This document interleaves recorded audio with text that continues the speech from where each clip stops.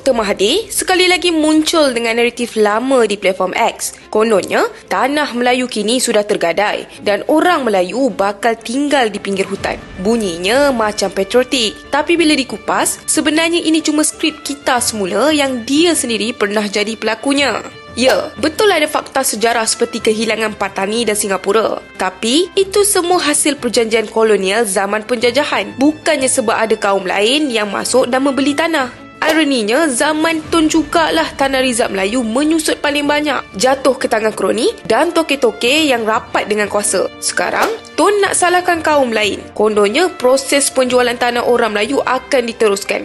Dulu, bukan dia juga ke yang pesan, jangan dengki dengan orang kaya. Sekarang, orang kaya beli tanah ikut undang-undang, dia pula yang marah. Jangan buat-buat lupa, zaman dia jugalah Pulau Batu Putih dihadiahkan kepada Singapura tanpa perbincangan kabinet pun.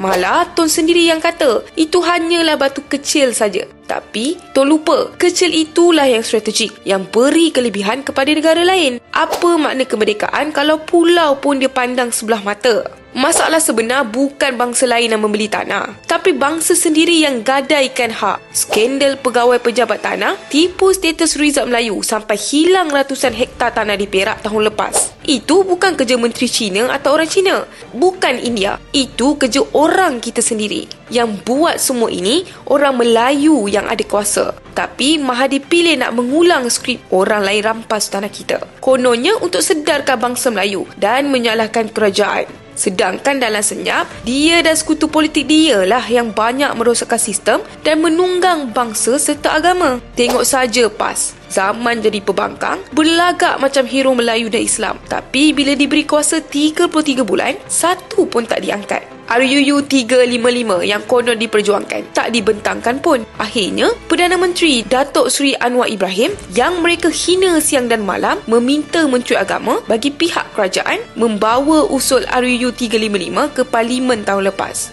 Geran sekolah agama yang ditarik zaman Mahathir pun tak dituntut balik oleh PAS ketika berkuasa 33 bulan dulu. PMX lah yang telah kembalikan geran bantuan sekolah agama rakyat melalui JAKIM. Subsidi bersasar yang dulunya juga disokong oleh Muhyiddin dan Ismail Sabri, tapi bila PMX laksanakan, terus dicop zalim oleh sekutu mereka. Yang kita dapat, cabutan judi dinaikkan oleh kerajaan bersama PAS. Akhirnya PMX menurunkan kembali cabutan undi itu kerana ia tidak baik untuk kesejahteraan rakyat. Kalaulah orang Melayu guna separuh akal pun dah cukup untuk nampak bagaimana agama diperalat dan rakyat terus diperbodohkan demi agenda politik. Sebenarnya bukan tanah yang makin sempit, tapi hati segelintir pemimpin Melayu yang semakin sempit. Mereka lebih suka menanam kebencian dan rasa takut dalam jiwa orang Melayu, konon demi bangsa dan agama.